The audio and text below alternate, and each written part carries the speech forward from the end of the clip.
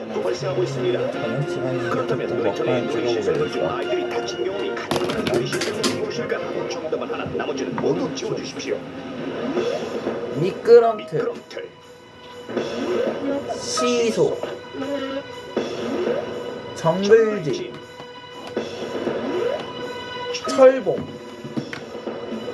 그네, 그네, 회전 놀이기구. 선택 지워야 한다. 난 베트남 밥, 김치, 동그랗게 소세지다. 난 어디서 또 3인수를 먹어. 어렵죠? 적어도 어느 동네든 간에 저 지금 소개된 미끄럼틀, 시소, 정글짐, 철봉, 그네, 회전 놀이기구 요 6종 세트는 일단 기본적으로 갖춰져 있어야 좀 인정받는 놀이터가 되죠. 그렇죠. 예. 그렇죠. 이거 뭐 운에 맡길 수밖에 없네. 출발! 저기 들어주십시오. 진짜 어렵다 이거는. 놀이터의 놀이시설물 중 아이들이 가장 많이 다친 무엇일까요?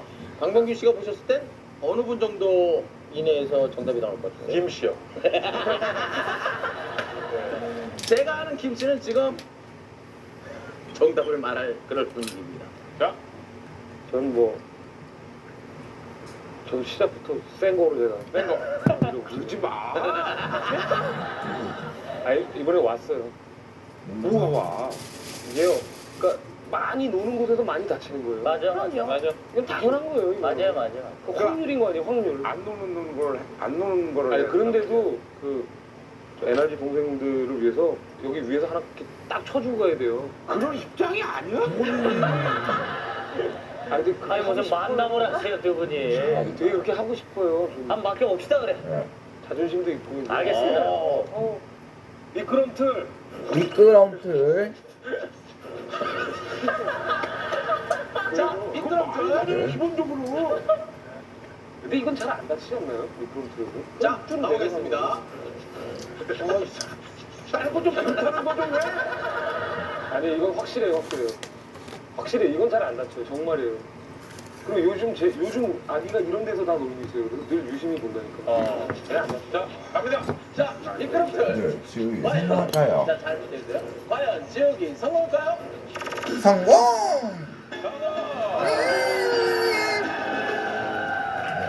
출발하셨습니다. 조영기 씨로 넘어옵니다. 조영기 씨. 넘어온다. 네. 벌써 한밀가루 하셨나봐요. 미리 붙이셨나요? 센 거로 내가 많이 설마 불렸나봐. 설마 이거로 다치려고? 시소. 시소, 정인 역시 대단하시다. 시소 과연 지우기 성공일까요? 성공!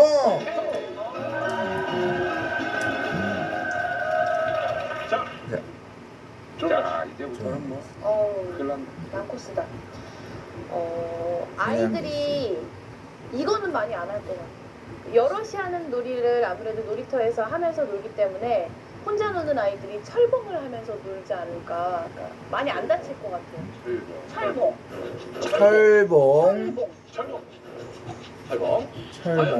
지우기 성공할까요? 성공일까요? 성공! 오케이. 성공. 자, NRG 두 분에게. 났네 이거. 네, 이성민 씨. 이성기 씨. 자, 출발. 회전놀이. 놀이기구. 많이 다치는데? 이건 거 같은데? 이게 다른 과연 지우기 성공일까요?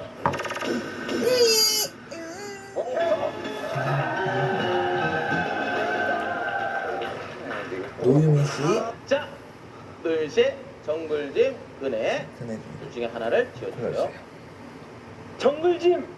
정글짐, 해산도 이 양반아. 예? 아니야. 아니요. 위에서 떨어지면 많이 아니 다치는데. 이게 그네에서 많이 이게 옷이 뛰고 막 그러기 때문에 너무 널 믿는다. 정말 정글짐. 정글짐 진짜 제가. 오케이. 과연 정글짐, 지우기 성공일까요? 성공!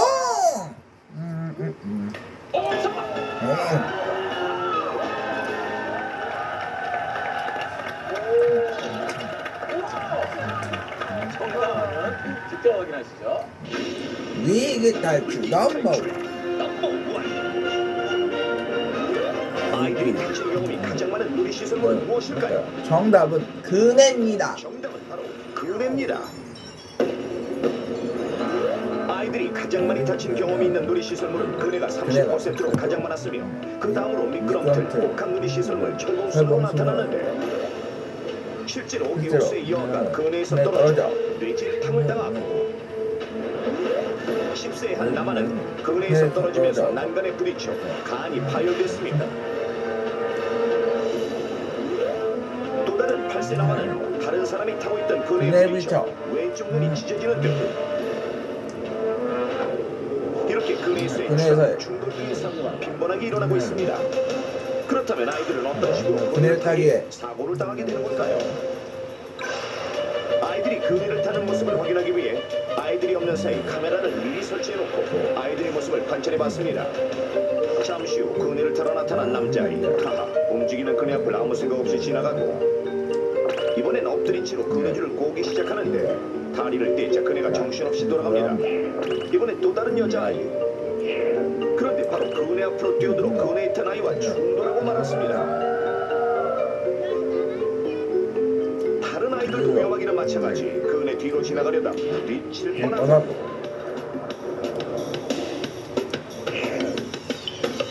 이번엔 아예 그네 위로 올라서는 아이들. 맨발로 그네 고리 위까지 올라서는데 그네가 심하게 휘청거리는 모습이 아슬아슬하기 짝이 없습니다.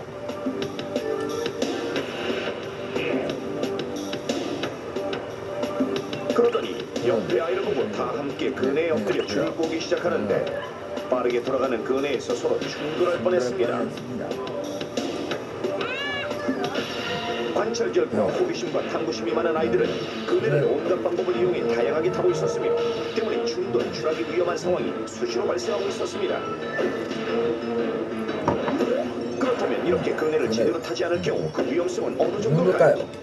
먼저 그네의 구조는 2m가 넘는 지지대에 두세 개의 그네가 함께 달려있고 그네 줄의 길이는 평균 150에서 170cm입니다.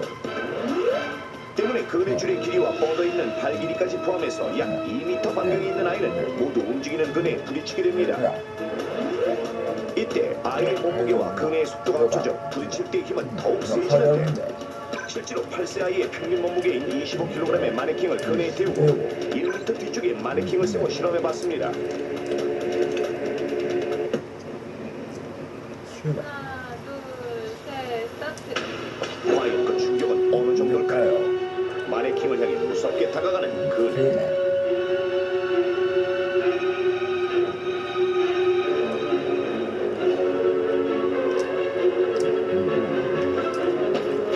이럴 수가. 뒤쪽에서 그네와 충돌한 마네킹. 한눈에 봐도 그 충격이 엄청난데.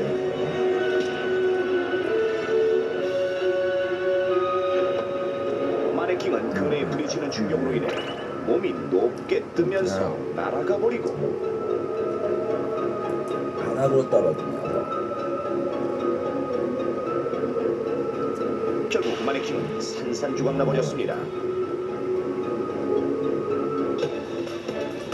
이번엔 기왓장은 어떨까요? 기왓장은 어떨지.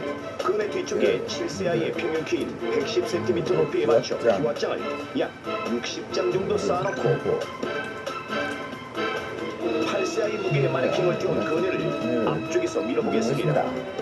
과연 기왓장은 어떻게 될까요? 기왓장이 중간 부분에 부딪힌 그네.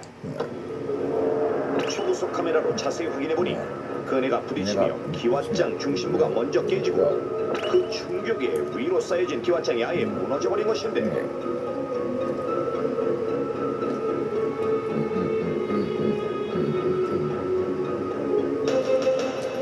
결국 기왓장 역시 그네의 강한 충격에 모두 부서져 버렸습니다. 이렇게 만약 친구가 탄 그네를 밀어주다 그 힘이 세지면 미처 피하지도 못하고 사고를 당하게 되는 것입니다. 한편 줄을 제대로 잡지 않고 탈 경우 추락의 위험이 있는데 정지 상태의 그네 의자 높이는 평균 35cm지만 최대 높이까지 올라갔을 때는 그네 지지대 높이 2m 이상까지 올라갑니다.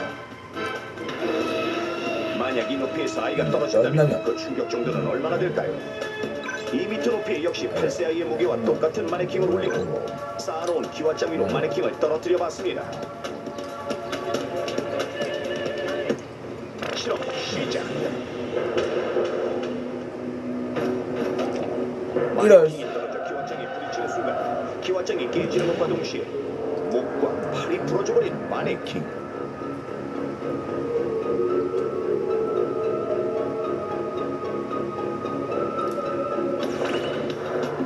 만약 아이가 그네에서 떨어져 바로 바닥에 부딪힌다면 이렇게 머리나 가슴에 이러한 충격이 가해져 생명이 위험할 수도 있습니다.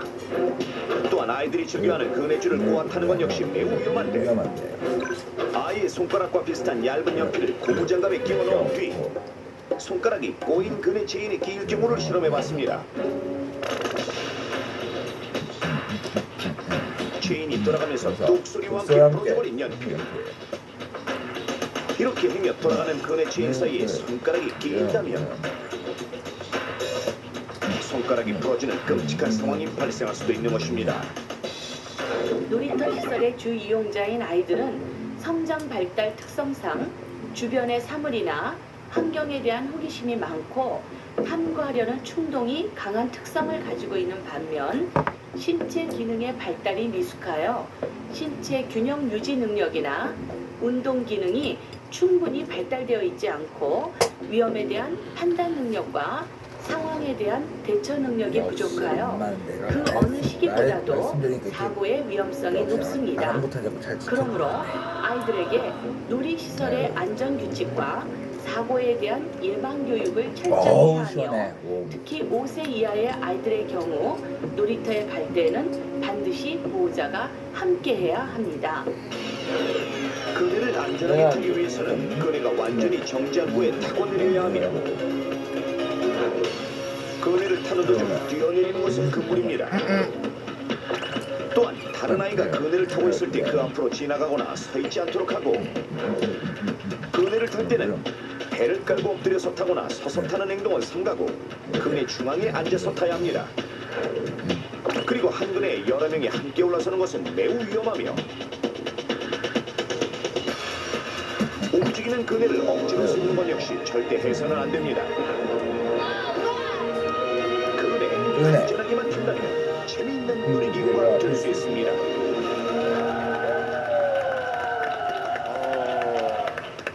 그 아이들이라 뭐 가만히 앉아서 얌전하게 그네를 타는 경우는 뭐 있기 쉽지 않지만 그래도 뭐 부모님들이나 옆에서 좀 그 자세라든지 방법을 좀 가르쳐주면 도움이 될 것 같아요. 자, 두 번째 문제 드립니다.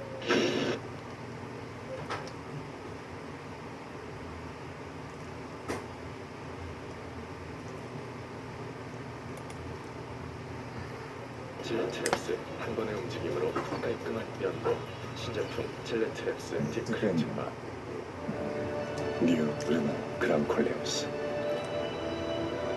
르노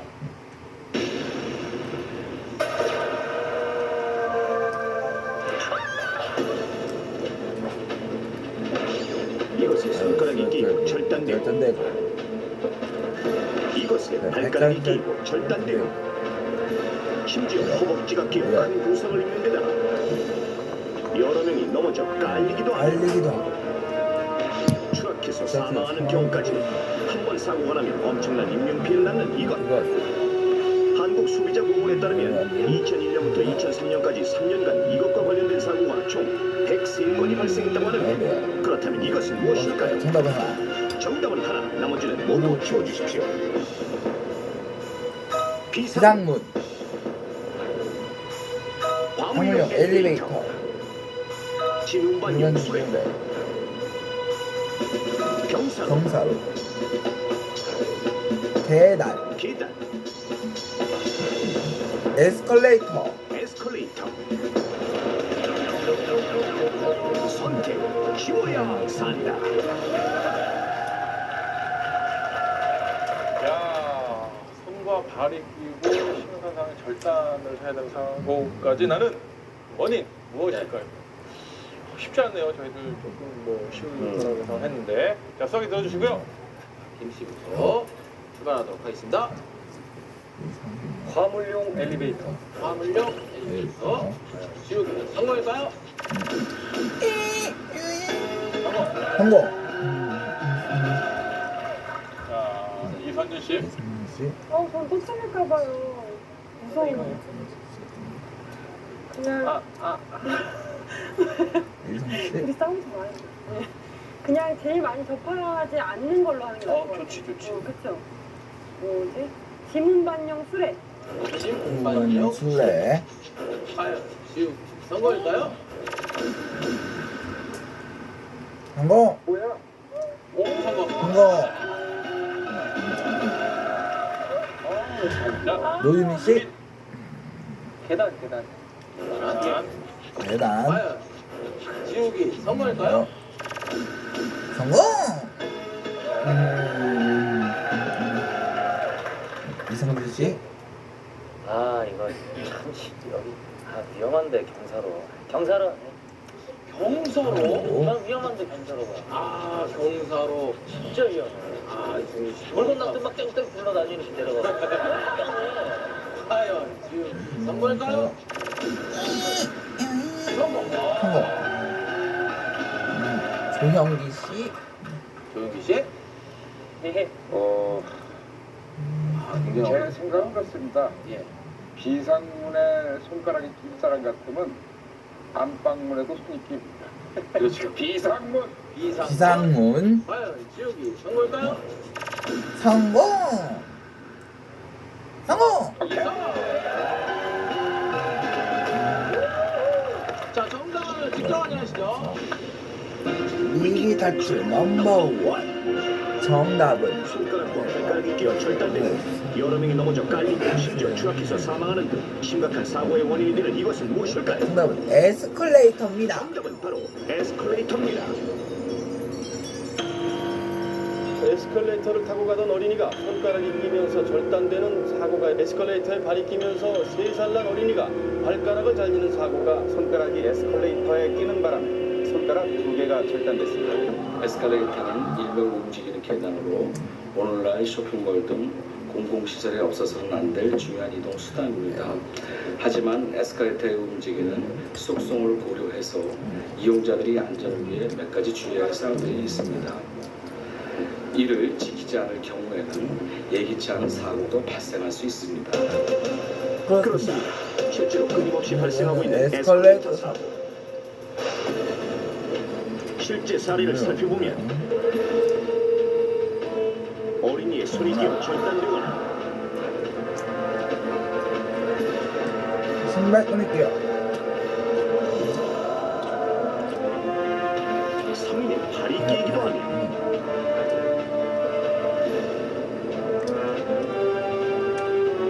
심지어 종아리가 끼어 큰 부상을 입은 사례들이 있는데 왜 이렇게 신체에 일부분이 끼이고 절단되는 사고들이 발생하는 것일까요?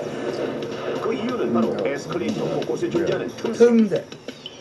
에스컬레이터에 사람이 디디는 부분을 스텝 혹은 디딤판이라고 하고 손잡이가 붙어있는 측면 난간을 스커트 가드라고 하는데 바로 이 디딤판과 스커트 가드 사이에 작은 틈새가 존재하고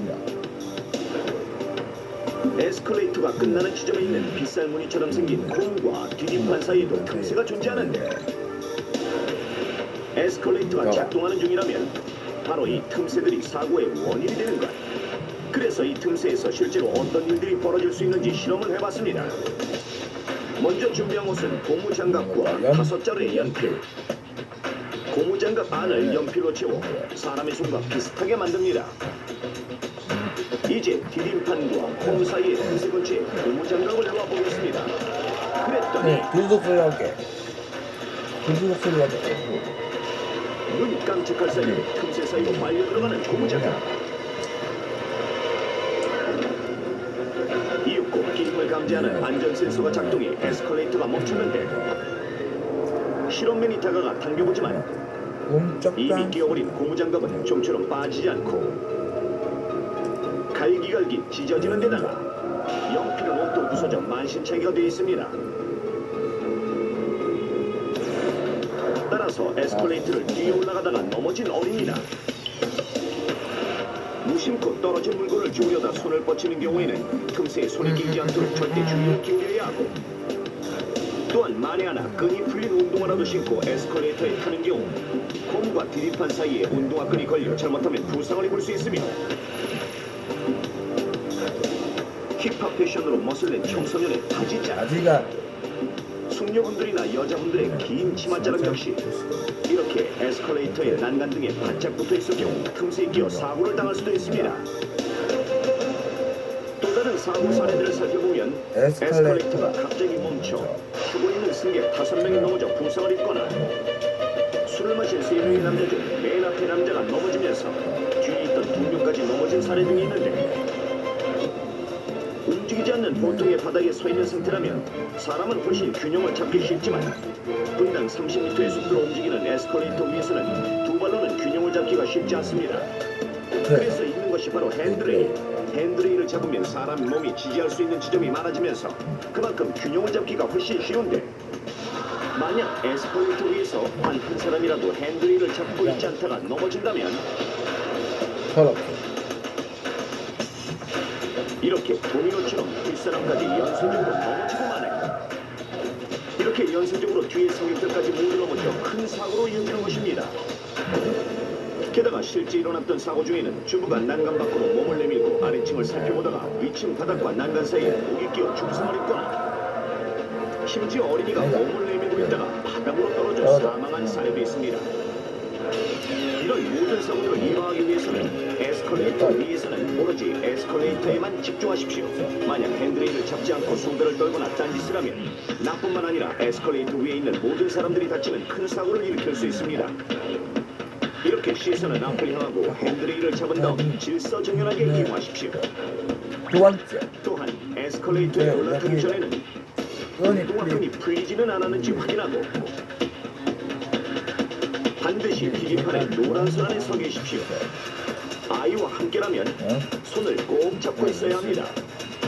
그래야만 에스컬레이터 곳곳의 틈새에서 일어날 수 있는 긴 사고를 막을 수 있습니다. 네 번째, 에스컬레이터 그 위에 있을 때만 잠시 한눈을 떼지 마십시오. 자, 지난번에 엘리베이터에 이어서 에스컬레이터에 앉아야 돼서 오늘 지켜봤는데 저희들이 편리하게 생활하는 것들, 사용하는 것들은 항상 위험성이 따르는 것 같아요. 편리한 만큼. 중요한 건 조심히 사용하시면 얼마든지 예방할 수가 있다는 거. 맞습니다. 네. 에스컬레이터도 역시 결국엔 어린이들이 가장 위험하겠죠? 네, 그렇습니다. 특히 어린이분들이 잘 들으셔야 할 것 같은데요. 가장 많이 하는 장난이죠. 에스컬레이터의 반대 방향으로 오르락내리락 하는 장난들을 많이 하시는데요. 아주 위험하고요. 그리고 최근에는 핸드레일을 올라타는 아이들이 있습니다. 정말 큰일 나기 때문에 주변에 어른들이 계시다면 내 자식, 남의 자식 구별하지 마시고 특별히 주의를 주셔야 할 것이고요. 그 다음에 부모님들, 특히 부모님들한테 말씀드리고 싶은 것은 많이들 보셨을 겁니다. 유모차를 들고 에스컬레이터 타시는 걸 많이 보셨을 텐데요. 정말 위험합니다. 그거는 자신뿐만 아니라 아이까지 위험해질 수 있기 때문에 절대 하지 말으셔야 합니다. 그렇죠. 예, 에스컬레이터보다는 유모차 같은 경우나 그런 경우는 엘리베이터를 이용을 하거나 또 많이 기다리고 그러면 또 시간이 오래 가니까 한층 올라갈 때는 살짝 눈치 보고선 에스컬레이터 이렇게 타서 올라가시는 분들이 또 있거든요. 그럴 때 반드시 아이를 안고 유모차도 또 이렇게 접어서 들고. 어떤 아빠들 경우에는 저도 그렇지만 영아기 때 아기를 이렇게 안고 에스컬레이터를 타고 가면은 힘들잖아요. 그래서 핸드레일 위에 살짝 엉덩이를 이렇게 올려놔요. 그러면 아기를 이렇게 핸드레일도 같이 움직이니까 같이 이렇게 따라가 올라가는 경우 종종 있어요. 그런 거 못 가시지 않나요, 종종? 큰일 나죠. 이게 안 된다는 걸 말씀드리는 겁니다. 안 된다는 거예요. 아니 손을 잡고 있다가 손이 잠깐 삐끗이라도 하고 이게 놓치고 큰일 나죠. 왜냐면 핸드레일도 위에 가면 이렇게 다시 떨어져요. 주의하십시오. 자, 편리한 만큼 안전에도 다시 한번 저희들이 관심을 가져야 되겠습니다. 네. 자, 오늘 위탁 줄로돈 250대 비록 퍼펙트는 못했지만 나선 문제를 맞춰서 수학이 250대를 잘하셨어요. 네.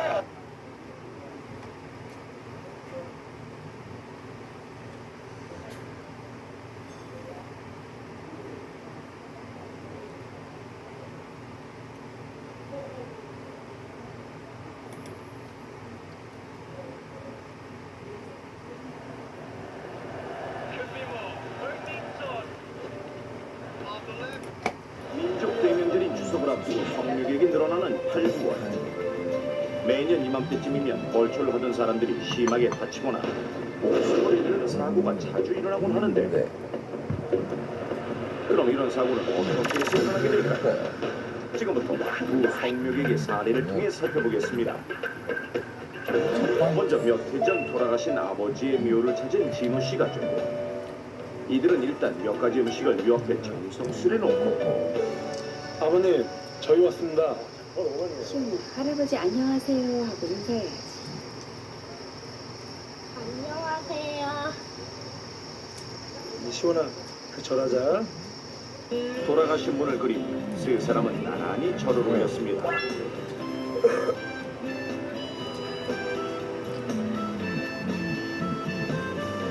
그리고 아들 시원이는 이내 너른 풀밭을 이리저리 뛰어다니며 장난치기에 바빴고 그동안 진우 씨는 무성하게 자란 요 주위의 풀들을 예주기로 깎기 시작했는데 잠시 후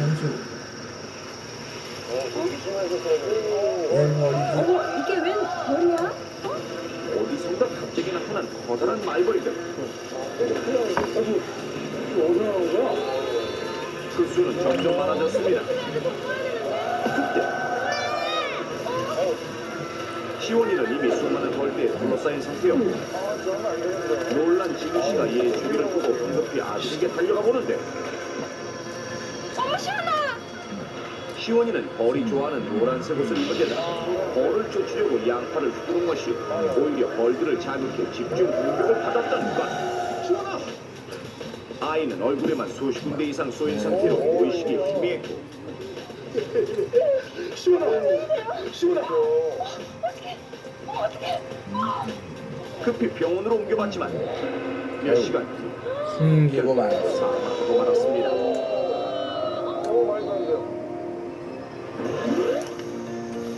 이번엔 벌초를 하러 온 장호 씨의 일입니다.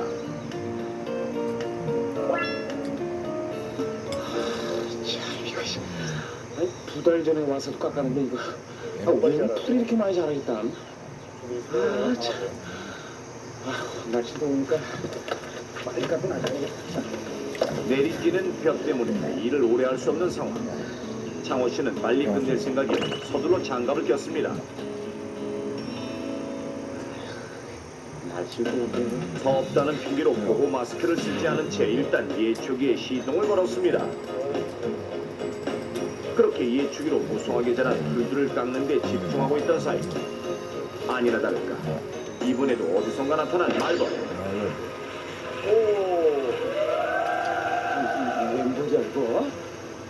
장호 씨는 쓰고 있던 모자를 벗어 휘저으며 벌을 쫓으려 해봤는데 오히려 점점 더 많아지는 벌들.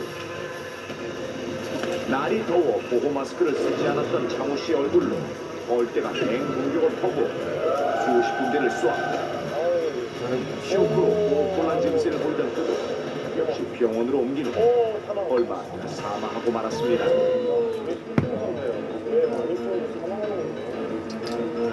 이처럼 두 사례의 피해자 모두 예초기를 사용하던 도중 돌연 나타난 말벌에게 쏘인 후 죽었는데 이러한 말벌이나 땅벌은 꿀벌보다 몸집이 2배 이상 크며 주로 땅에 집을 짓고 사는 경우가 많습니다.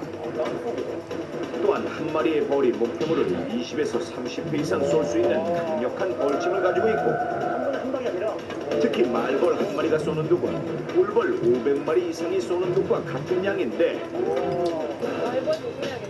이때 벌독 알레르기가 있는 사람이라면 15분 내에 저혈압, 의식불명, 천식, 발작, 호흡곤란 등이 나타날 수 있고 1시간 이내에 사망할 만큼 매우 치명적입니다.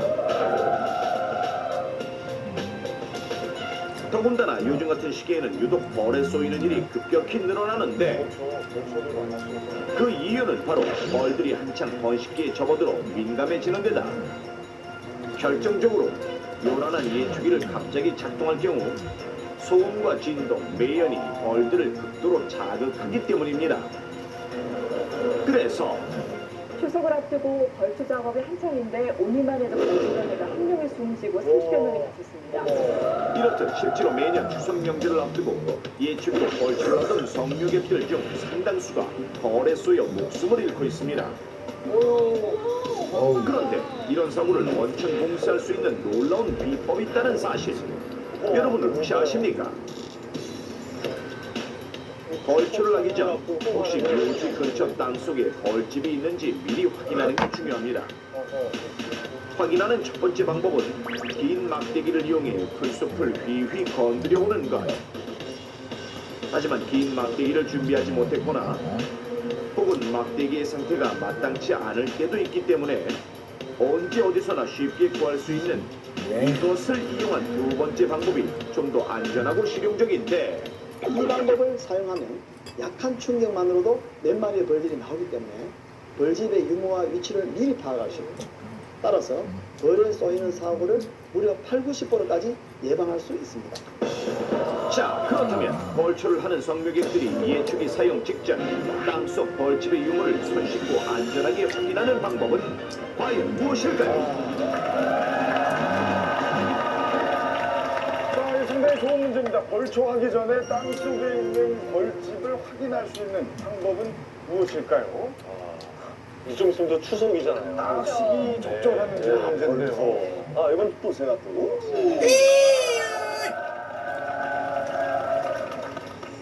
사실 그 벌초하면은 제가 굉장히 많이 했거든요. 사실 저희 집이 그 차원항시 서당문파 21대 손의 종갓집입니다. 예. 그렇기 때문에 벌초나 이런 거는 굉장히 전문입니다, 저희가. 그 정답은요, 저희 아버지가 항상 하신 말씀인데, 그 벌초하기 전에 항상 담배를 피우세요, 담배를. 산에서. 담배를 산에서? 아니, 이게 담배 연기 때문에 벌들이 자극이 돼서 이렇게 밖으로 나온다고 그러더라고요. 이게 정답이 아니면 저희 아버지가 금연했다는 얘기는 다 거짓으로 밝혀진 겁니다. 예. 정답은, 벌초할 때 먼저 담배를 한 대 펴본다. 아시죠?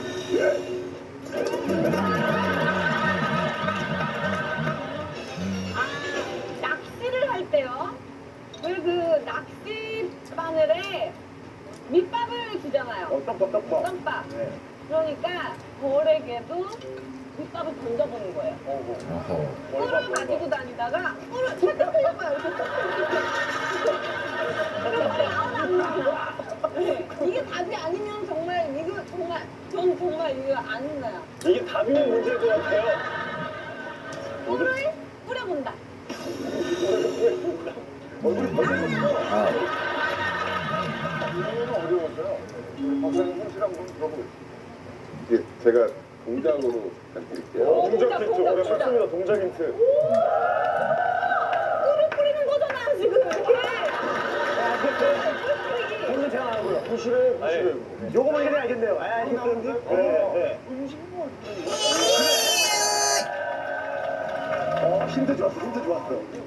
그래서 그렇구나. 여러분들 성묘 가보셔서 아시겠지만 조상님께 음식도 바치지만 어떻게 합니까? 그건 조상님께 드리는 거고요. 조상님 말고 옆에 동물들, 산짐승들에게도 같이 이렇게 베풀어야 될 때는 좀 어른들이 그게 좀 표준인지 몰라서 제가 대충 얼굴 부리는데 뭐 이렇게 하는 게 있어요.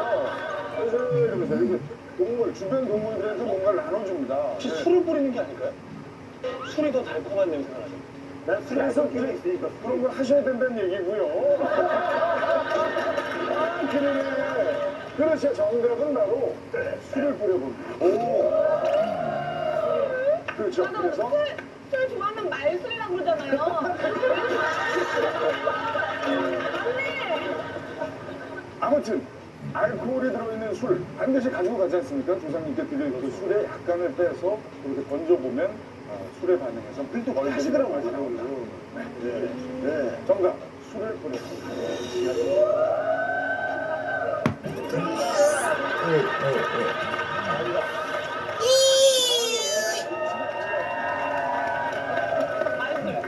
서영석 씨가 저한테 속았어요. 정답. 음식을 뿌려본다. 아우.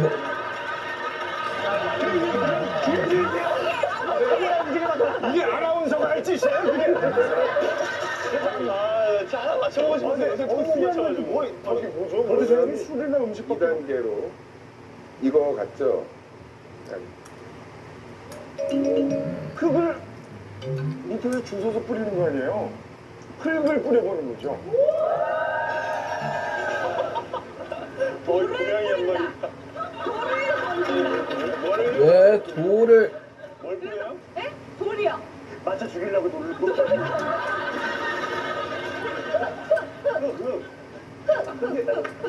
거기 정답은 흙을 뿌려본다. 만질까? 정답! 넘버 원. 정답은 풀에 흙을 뿌려 땅속에 벌집이 있는지 확인하는 것입니다. 그렇습니다. 어디서나 즉석에서 쉽게 구할 수 있는 흙이나 모래를 한 움큼 집어 풀에 뿌렸을 때 만약 벌들이 몇 마리 보이기 시작한다면 10중 8구 주변 땅속에 벌집이 있다는 것. 이제부터는 예측이 사용 전 간단하고 손쉬운 이 방법으로 벌떼의 공격을 확실하고 안전하게 예방하시기 바랍니다.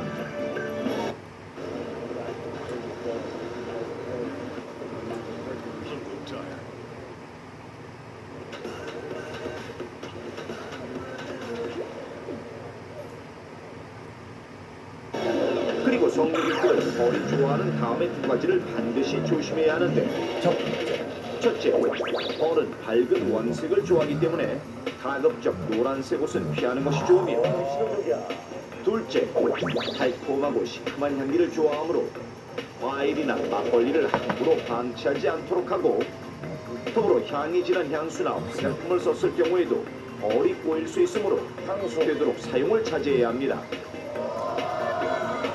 자, 이렇게 벌초전 벌떼 공격을 잘 막아냈다면 이제 더 이상의 안전사고는 없을까요? 그렇지는 않습니다. 해석하기는 그렇지 않습니다. 바로 벌보다 더 위험한 잘못된 예촉이 사용 문제인데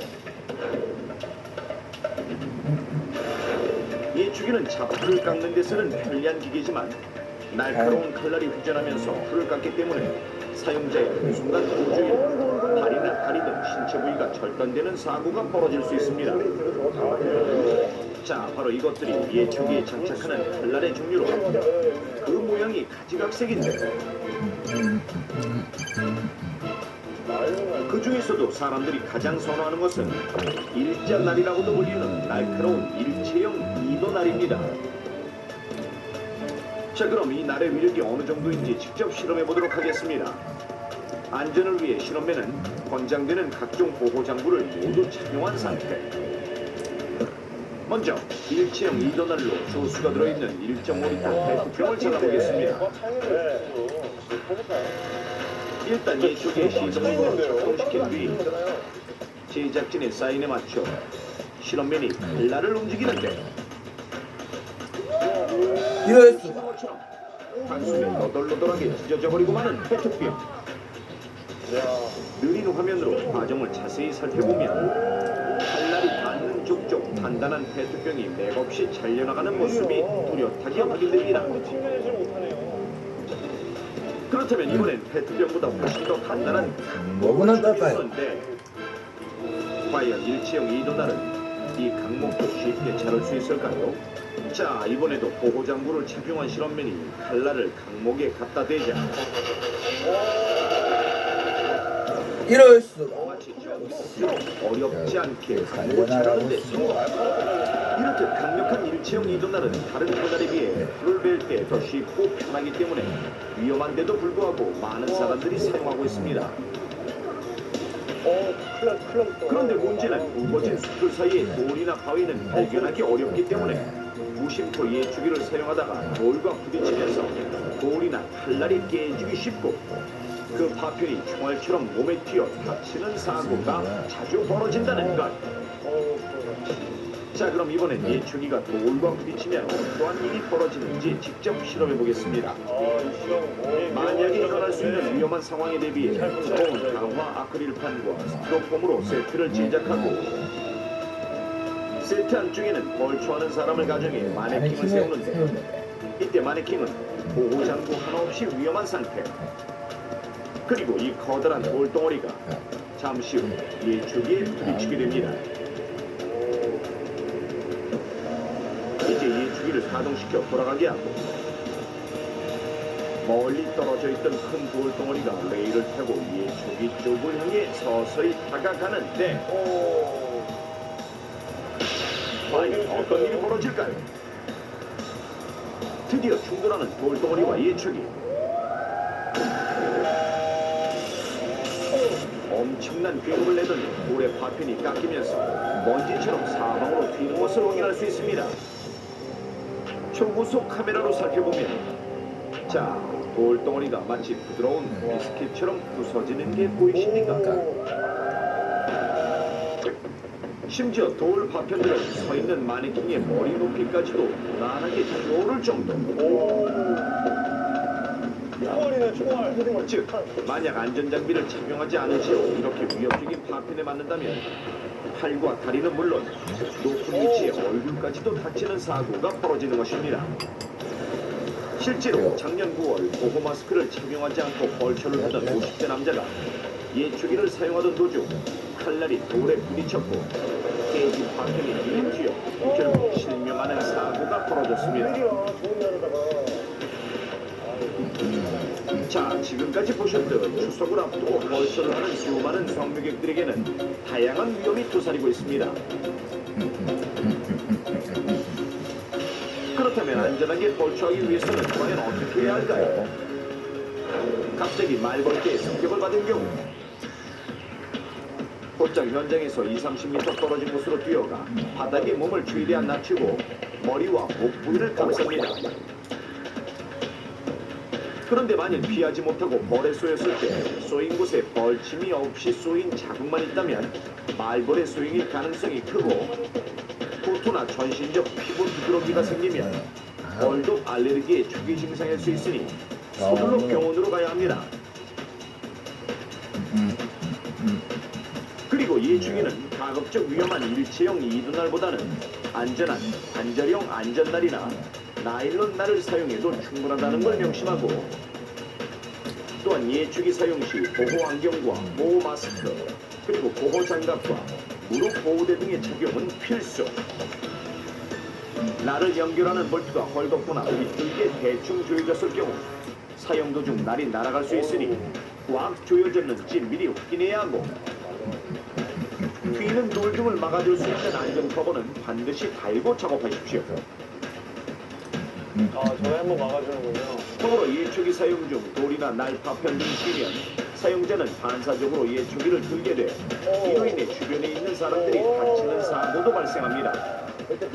따라서 예초기를 사용할 때는 반경 15m 내에 사람이 없는지 반드시 확인해야 하고 자풀이 날에 엉켜 작동을 멈췄을 때 맨손으로 자풀을 제거하려다가 다시 날이 돌아가면서 손가락이 잘릴 수 있습니다. 그러니 필히 예초기의 작동을 멈추고 내려놓은 후 장갑을 낀 손으로 엉킨 풀을 빼내십시오. 안전의식 없이 함부로 하는 벌초는 당신의 안전을 위협합니다.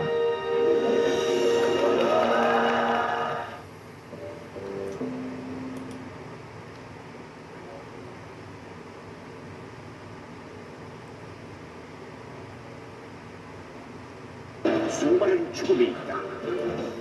슬픈 죽음, 안타까운 죽음, 전 세계를 경악케 하는 죽음, 그리고 여기 또 다른 죽음이 있으니 바보 같은 행동을 통해 스스로 죽음에 이른 사람들에게 수여하는 다윈성이 존재하듯이 전 세계 어느 곳에선가는 지금 이 순간에도 최소한의 안전개념을 완전히 무시한 절대로 따라해서는 안 될 바보 같은 행동 때문에 죽음에 이르는 이들이 있으니 황당실마 위의 사람들. 첫 번째 이야기는 미국에서 일어난 일. 여기 숨죽인 채 날카로운 시선만 주고받는 두 남자 닐과 빅터. 닐은 주말이면 늘 그래왔던 반짝 친구 빅터를 불러 포커를 치며 시간을 보내고 있었습니다. 앞선 판에서 계속 지기만 하다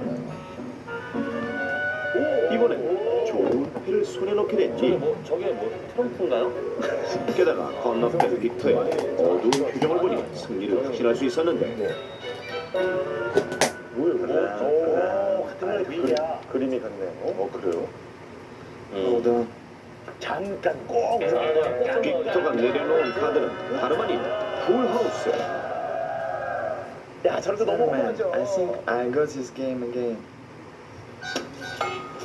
오늘따라 연달아 지기만 하는 닐은 주체할 수 없는 승부욕에 속이 부글부글 끓어올랐습니다. 닐은 여자친구와 함께 보기 위해 어렵사리 구한 뮤지컬 표를 걸고 빅터를 꼬드겨 마지막 게임을 시작합니다. 빅딜이에요. 그런데 난데없이 등 한가운데가 갑자기 가려진 닐. 시원하게 긁고 싶었지만 뚱뚱한 체형 때문에 등까지 손이 잘 닿지도 않았고 등을 의자에 아무리 비벼봐도 역부족이었습니다. So I told him to take some off. No, it's not like that. It's because you made me mad. 재밌는 친구들이야. Happy man. No, you're gonna check my card, aren't you? Just give me your card. Okay. Yeah. 좀처럼 사라지지 않는 가려움. 닐의 집중력까지 방해했고 이러다가는 뮤지컬 표를 빅터에게 뺏기는 건 시간 문제였습니다. 급한 대로 등을 긁을 만한 물건이 있는지 집안 곳곳을 이리저리 훑어보던 중에 닐의 눈에 들어온 무엇인가가 있었으니 야, 앞으로 저걸 보나요? 야, 설마. This will be perfect. 놀랍게도 그것은 바로 권총이었습니다. 야, 우리나라 표에 효자들이 있을 텐데. Hey, what are you doing, man? 겁도 없이 권총으로 등을 긁어대는 닐. Yeah, it's so great. It's not safe. Stop it. It's alright if you scratch it fast. 빅터를 놀리기 위해 총으로 빠르게 등을 긋던 닐은 순간적으로 방아쇠 부분을 잘못 건드리게 되는데 그렇게 눈 깜짝